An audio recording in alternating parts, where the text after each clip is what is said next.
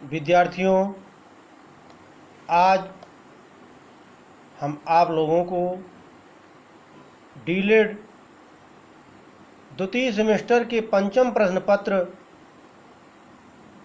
के सामाजिक अध्ययन के यूनिट फर्स्ट में गुप्त साम्राज्य के पतन के कारणों का उल्लेख करेंगे कि किस प्रकार से भारत का एक महान वैभवशाली पराक्रमी और भारत का स्वर्णिम इतिहास लिखने वाला गुप्तकाल पतन के दोराहे पे चला गया। यद्यपि यह कटु सत्य है कि जिसका उत्थान हुआ है उसका पतन होगा, जिसका जन्म हुआ है उसकी मृत्यु भी होगी। भगवान श्री कृष्ण ने गीता में स्पष्ट किया है कि उत्थान का पतन और जन्म लेने वाले की मृत्यु होना सुनिश्चित है। उत्थान होना, जन्म लेना निश्चित नहीं है, लेकिन पतन होना और मृत्यु होना निश्चित है। गुप्त काल भी भारत के इतिहास का एक स्वर्णिम युग था, जिसने बहुत सी उपलब्धियां हासिल किया, भारत के विकास के नए आयाम दिए, भारत को एकता के सूत्र में पिरोने का जो महत्वपूर्ण कार्य किया, वह सब एक ऐतिहासिक तथ्य है। इतिहास तो सबका वर्णन करता है, अच्छाइयों का, बुराइयों का, जो उस समय चल रही अच्छी प्रथाएं, कुप्रथाएं, सब की बात करता है।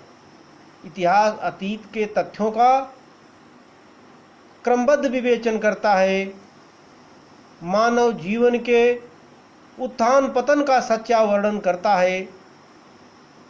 तो आइए हम बिंदुवार इस बात की चर्चा करते हैं, इस बात का उल्लेख करते हैं कि आखिर क्या परिस्थितियां बनी,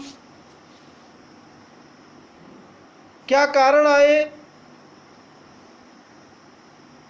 कि गुप्त साम्राज्य अचानक भरभरा करके ढह गया, अर्थात समाप्त हो गया। तो उन बिंदुओं पर हम चर्चा करें तो सबसे पहले बात आती है अयोग्य एवं निर्बल उत्तराधिकारी। गुप्त राजवंश में जहां समुद्रगुप्त, चंद्रगुप्त, कुमारगुप्त, स्कंदगुप्त जैसे वीर योद्धा, पराक्रमी, दूरदर्शी, प्रजावत्सल, रणकौशल में दक्ष शासक हुए, तो वहीं स्कंदगुप्त की मृत्यु के बाद अयोग्य और निर्बल उत्तराधिकारी हुए। यह गुप्त काल एक शक्तिशाली शासक के रूप में, एक बड़े साम्राज्य के रूप में, एक वैभवशाली राज्य के रूप में जाना जाता है। एक लंबे काल तक शासन करने के, सुदृढ़ शासन करने के रूप में भी जाना जाता है।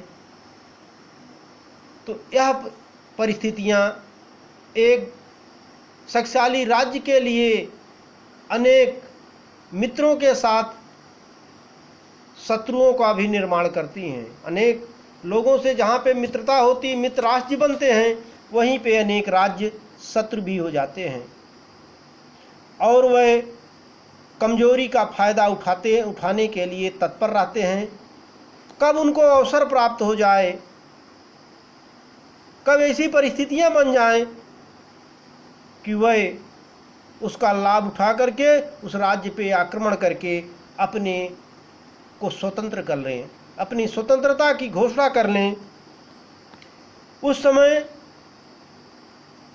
हूण बाह्य रूप से सबसे शक्तिशाली शत्रु थे, जो निरंतर प्रयास में थे कि गुप्तों के साम्राज्य को छिन्न भिन्न किया जाए और अपना साम्राज्य स्थापित किया जाए।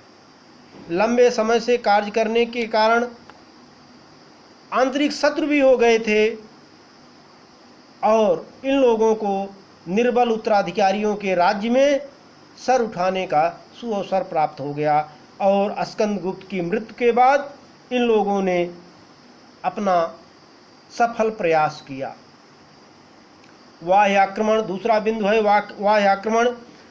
हूणों के निरंतर प्रहारों ने गुप्त साम्राज्य को खोखला बना दिया। इतने धन खर्च हुए, इतने पैसे खर्च हुए कि गुप्त साम्राज्य कमज़ोर हो गया, इसकी नींव कमज़ोर हो गई।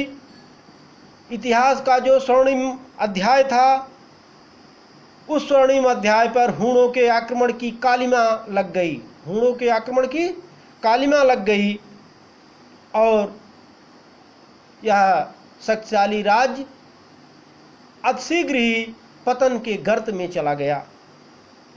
आंतरिक विद्रोह, जहाँ पे हूणों के आक्रमण के कारण गुप्त राजवंश की सीमाएं सुरक्षित नहीं रही, वहीं पे निरंतर आंतरिक विद्रोहों ने राज्य को आंतरिक रूप से कमजोर कर दिया, राष्ट्र की एकता को भंग कर दिया। गुप्तों के अधीन जो छोटे छोटे राज्य थे वह अपनी स्वतंत्रता की निरंतर घोषणा करने लगे।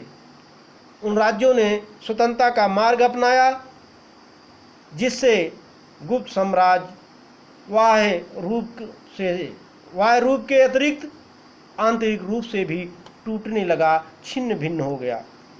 आर्थिक कठिनाइयां अगला बिंदु है। प्रारंभिक गुप्त सम्राट युद्ध प्रेमी थे, आक्रमण करके दूसरे राज्यों से धन लाते थे।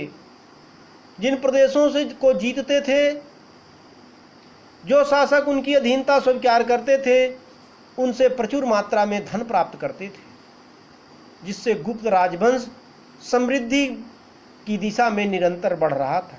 लेकिन जब समय विपरीत हुआ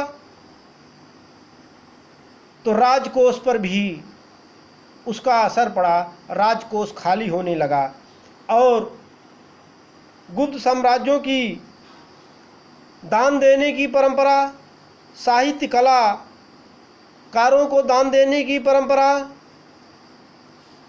उनके व्यय को बहुत अधिक बढ़ा दिया था। गुप्त साम्राज्य व्यय बहुत अधिक करते थे, दान दक्षिणा करते थे, पुण्य के कार्यों में धन व्यतीत करते थे, जिससे उनके पास धन की कमी हो गई, धन का अभाव हो गया। और धन तो राज्य रूपी गाड़ी का ईंधन होता है। किसी भी राज्य की गाड़ी का इंजन धन से चलता है, ईंधन होता है, राज्य का ईंधन होता है धन। और धन का अभाव गुप्तों को गर्त में ले गया, उनको राजनीतिक एवं आर्थिक रूप से धन के अभाव में अस्थिर बना दिया और अस्थिरता के परिणाम स्वरूप गुप्तों का पतन हो गया। सामंतवाद का उदय। गुप्तों ने छोटे छोटे राज्यों को जीतकर उनको अपने अधीन सामंत बना लिया था, छोटा छोटा शासक बना लिया था। वह राजा को कर देते थे, लेकिन जब केंद्रीय सत्ता कमजोर पड़ी, केंद्र कमजोर हुआ, तब उन सामंतों ने अपना राज्य वापस लेने के लिए निरंतर प्रयास किए और कुछ ने सफलता भी प्राप्त किया, जिससे गुप्त राज्य कई टुकड़ों में बढ़ता चला गया। सैनिक दुर्बलता अगला कारण है। सैनिक दुर्बलता। गुप्त साम्राज्य की शक्ति का आधार थी सेना। शक्ति के बिना शासन नहीं चलता। प्रारंभिक गुप्त सम्राटों ने व्यक्तिगत रुचि रखती थी सैन्य संगठन में। गुप्त साम्राज्य व्यक्तिगत रुचि रखते थे, लेकिन आगे चल करके जो गुप्त सम्राट हुए उनकी रुचि शक्तिशाली सेना में नहीं रही, जिसका नतीजा हुआ कि दिन प्रतिदिन सेना कमज़ोर और शक्तिहीन हो गई और छोटे छोटे राज्य भी गुप्त सेना को आंख दिखाने लगे, आक्रमण करने लगे, टुकड़ियों में उनको पराजित करने लगे। यहाँ पे शक्तिशाली सेना का अभाव गुप्तों के पतन का प्रमुख कारण हुआ। अगले कारण में धार्मिक नीतियां हैं। गुप्त काल में प्रारंभिक सम्राट वैष्णव धर्म पालक थे।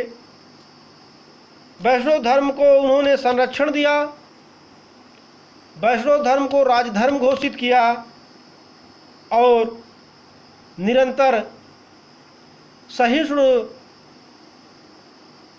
धर्म के प्रति, धार्मिक सहिष्णुता के प्रति, धार्मिक सहिष्णुता नामक राज्य के प्रति वह समर्पित थे। उसी का अनुसरण करते थे, उसी नीति पर चलते थे, जिसका परिणाम हुआ कि भारत का या शक्तिशाली गुप्त साम्राज्य अपने पतन की ओर उन्मुख हो गया। गुप्तों के लंबे शासन के कारण भारत की बहुसंख्यक जनता गुप्तों के विरोध में थी। गुप्त शासक जनता के विकास की योजनाएं न बना करके केवल धन शोषण करने लगे, जिससे उनका पराभव होना निश्चित हो गया। ये बिंदु थे जिनके कारण गुप्तों का पतन हुआ। हमारे देश को पराधीनता का दंभ भी इसी कारण झेलना पड़ा था। एक शक्तिशाली केंद्रीय सत्ता के अभाव ने भारत देश को बार बार गुलाम बनाया। भारत की जनता ने गुलामी की जंजीर, भारत की जनता को गुलामी की जंजीरों से जकड़ा गया। दासता और शोषण में लोगों को जीना पड़ा, जिसका नतीजा हुआ कि हमारे भारत की स्वतंत्रता के बाद एक केंद्रीकृत, एक शक्तिशाली केंद्रीकृत शासन व्यवस्था की बात हमारे संविधान निर्माताओं ने किया। ऐसा लगता है कि हमारे देश के संविधान निर्माताओं ने मौर्यों से, गुप्तों से एक सीख लिया कि किस प्रकार से केंद्रीय सत्ता के मजबूत होने पे राज्य, देश, राष्ट्र सुदृढ़ रहा और राष्ट्र का निरंतर विकास हुआ। जब जब केंद्रीय सत्ता कमज़ोर हुई, तब तब बड़े राष्ट्रों का पतन हुआ।